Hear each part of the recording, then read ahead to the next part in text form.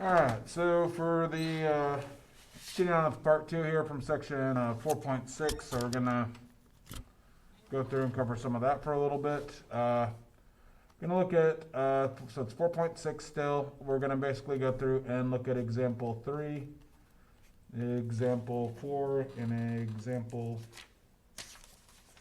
probably example 3, example 4, and the rest of them we'll do in the last part. So example 3 gives us wants us to sketch. They give us f of x equals 3x to the fourth minus 8x cubed plus 6x squared plus 1. So we want to sketch this. We need to figure out what's the first derivative so we can see where is the first derivative equal to 0 to get the critical points. So here's our first derivative, and then we need the second derivative also, which will be 36x squared minus 48x plus 12. So I want to factor these down to get them in their factored form, so it's a little easier to get see them. So we're going to move a 12x out of this one. That'll leave a x squared minus 2x plus 1 behind. So if you factor this up, it'll be like that. So that's our first derivative. 12x times x minus 1 squared should be the simple form of the first derivative. Second derivative, we can factor out a 12. I think that's it, actually. So that'd be 3x squared minus 4x plus 1. So this will be 12 times, let's see, 3x and an x. We get a 1 and a 1, so that'll be minus and minus. Okay, so this one here is going to go, we're going to get zeros, which are critical points. We'll get them at x equals 0 and at x equals 1. So we got our two critical points here. So we'll use those in our whenever we build our table. This one here, the second derivative is equal to 0 at x equals a third and x equals 1. So here are the numbers we're going to use for our table. We're going to use 0, a third, and 1, it looks like. So we'll say 0 is here. Try to draw somewhat better lines. A third will be here. And then 1 will be out here. So we'll have negative infinity up to 0, 0 up to a third up to 1, and then 1 up to infinity. So this will be f prime and f double prime. So 0 and 1 made the first derivative 0. A third and 1 made the second derivative 0. So we're going to put those in there. And now we need to look back at the first derivative, and I'm going to choose an easy to work with number here like negative 1. So I'm trying to figure out what's going on with the first derivative. You know what, I'll use different colors to keep track of first derivative and second derivative. So x equals negative 1. When I put that in there, 12 is always positive. If I put negative 1 in for x here, negative 1 is going to be negative. And if I put negative 1 in there, I get negative 2, but it gets squared, so it becomes positive. So we get negative, positive, negative, positive. So we're negative through here. I need something between 0 and 1 that's easy to work with, so I'll probably go with a half. And we're going to look at the factored form of the first derivative. So 12 again is always positive. If I put a half in for x, that's positive. A half minus 1 is negative a half, but it gets squared, so it gets made positive. So we're going to be positive from that 0 all the way till we get to this 0. Again, you can only change signs at 0, so if we know that we're positive at one point in between the two zeros or the two critical points, we're positive for all of them. Then I'm going to use 2 from this last interval. So 12 is positive. If I put 2 in for x here, that's positive. 2 minus 1 is 1. It gets squared, so it stays positive. So we're positive out there. All right, so now we're going to do the rest of this. We're going to look at what's going on with the second derivative. So I need a number that's smaller than a third, so I'll use 0. And I'm going to plug in for the x's here in the factored form of our second derivative. So 12 is positive. If I put 0 in here, 3 times 0 is nothing, minus 1 is negative. If I put 0 in here, 0 minus 1 is negative. So positive, negative, negative says we're going to be positive till we get to this 0. Between this 0 and this 0, I have a third up to 1. I think a half is in there. So we'll look at a half. 12 is positive. Half of 3 is 1.5. 1.5 minus 1 is positive. 1 half minus 1 is negative. So we're negative in between these zeros. Then when we get out here to this 0, we're going to use a number from out here like 2. 12 is positive. 2 times 3 is 6. Minus 1 is positive 5. 2 minus 1 is positive. So we're back to being positive out there. Okay, so we got our chart. Now we need to go through and see like what's a local max, what's a local min, or relative max or relative min, what's point of inflection, that sort of stuff. So the first derivative switches from negative to positive across this critical point, which means if you go from negative tangent lines to 0 over to positive, this is going to be a relative min. It's going to create a relative minimum. That will have x value 0. We'll figure out the y value in a minute using the original function. This one here, we have a change in sign in the second derivative across a 0. So at 1/3, we have a point of inflection.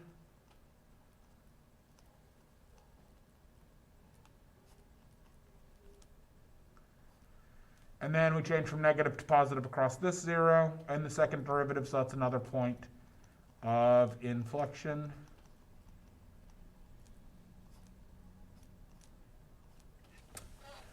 And now we're going to need to put stuff into we need to plug those numbers into here to figure out the corresponding y values for those x values. So we'll have 3x to the 4th minus 8x to the 3rd plus 6x squared plus 1. And we say, okay, if I put 0 in, 0 gives me back 1. If I put a third in, that gives me back 1.407. And if I put 1 in, I get back 2. Okay, so let's try to graph this thing now. So get there, get there. I have a relative minimum at x value 0, y value 1. A point of inflection at x value 1/3, y value 1.4. Another point of inflection at x value 1, y value 2. Okay. So let's see. We are decreasing concave up, coming up on this first shape. So the y values drop. They get smaller and smaller, but our concavity is concave up. We're increasing concave up, so we just kind of still stay with that sort of shape. We're increasing but concave down, so we look kind of like that. And then we're increasing concave up, so we look like this. All right, so that basically wraps up our shape. Again, how I'm telling if I'm increasing or decreasing. When this is positive, the first derivative is positive, that's increasing. If the first derivative is negative, it's decreasing. Second derivative, where it's positive, we're concave up. Where it's negative, we're concave down. And where it's positive, we're concave up again. Okay, so we got that one. Let's look at example 4 here, and then the rest of it we'll put into the next third part here. So example 4 wants us to graph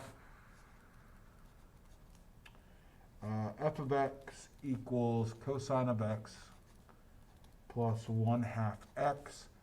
And they want us to graph this on the interval 0 up to pi only. So, okay. Let's do first derivative. Derivative of cosine is negative sine of x. Derivative of a half x is just a half. And second derivative of negative sine is, well, derivative of sine is cosine, so if there's an extra negative out there, it becomes negative cosine of x. Derivative of a half goes away. To get the critical points, I need to set this negative sine of x plus a half equal to 0. So we get 1/2 over here equals sine of x. So if you're thinking about the unit circle, we're asking what points on the unit circle have y value a half between 0 and pi, and that's going to be x equals pi over 6 and x equals 5 pi over 6. To kind of visualize that, we're talking about the top half of the unit circle, and so we want to know when the y value is a half, which will be kind of here and here, what angle made that. So it's pi over 6 and 5 pi over 6 is over there. For this one here, negative cosine of x, that will be 0 at x equals pi over 2, because cosine is 0 at pi over 2, so negative cosine is also 0 there. So these three values here are the ones we're going to use to build our table. And then after that, we'll graph it from there. So we got pi over 6 is the first one. Pi over 2 is the next. Up here we got 5 pi over 6.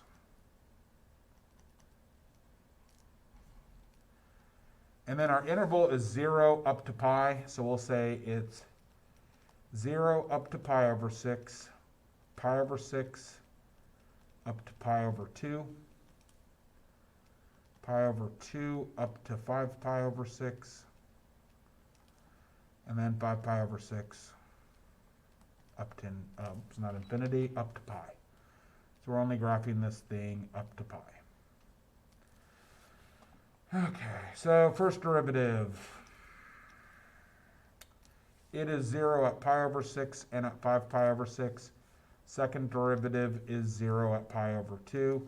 I'm going to use a calculator to kind of speed this along, because we just need to grab values and plug them into f prime or f double prime and see if they're positive or negative. So if you're doing this in the calculator, make sure that you're in radians, or else your calculator is going to give you the wrong answers. So I'm going to look at negative sine of x plus a half. And I need a number between 0 and pi over 6, so I'll use like pi over 8.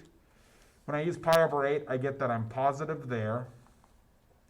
Between pi over 6 and 5 pi over 6, I need an easy to work with number, so I can use pi over 2. That's fine.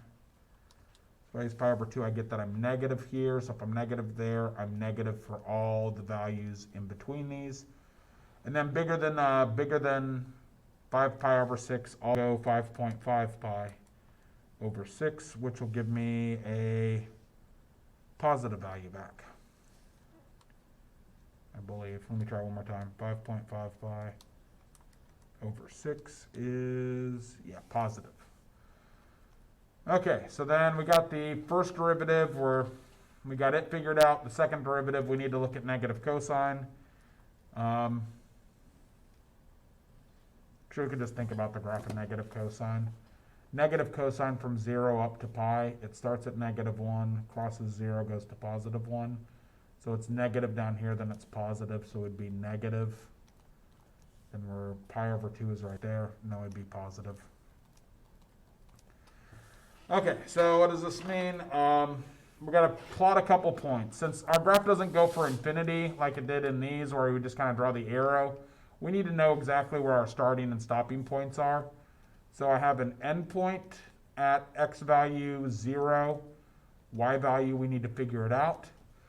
We change from positive to negative here, which means we have a relative relative max, because you go from positive tangent lines, which look like this, to 0 to negative tangent lines, so it makes like relative max. That occurs at pi over 6, so we'll say pi over 6. And then we need to figure out whatever y value pairs up with it. Pi over 2 is a point of inflection. because the second derivative changes sign across it. So it's a point where the second derivative is 0 and you have a change in sign across. So that happens at pi over 2, and we'll need to figure out the y value. By pi over 6, we go from negative to positive, so that's going to be a relative min. So we go from 5 pi over 6 out to there.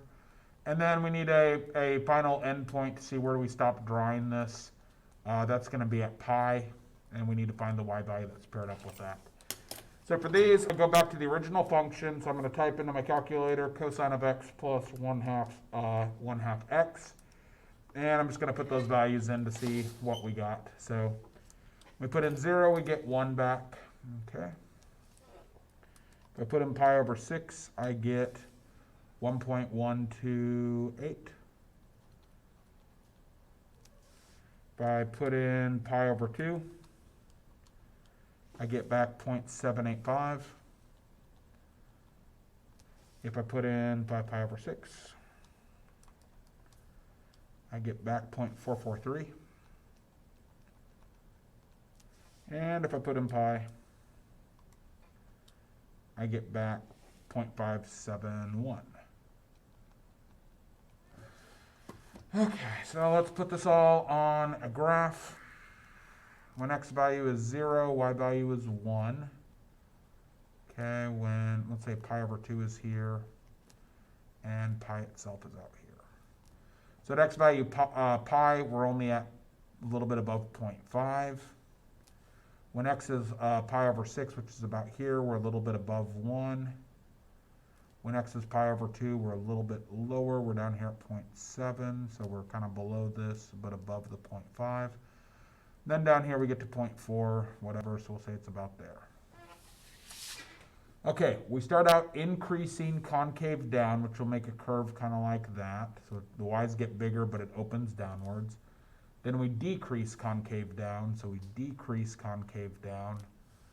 We decrease concave up, so the y's drop, but the concavity changed, so now our graph kind of opens upwards. We increase concave up, so we increase concave up. And then that's our graph, so we're done there. And I think we'll stop part 2 stuff. We're going to stop that here, and we'll get part 3 out of the way soon.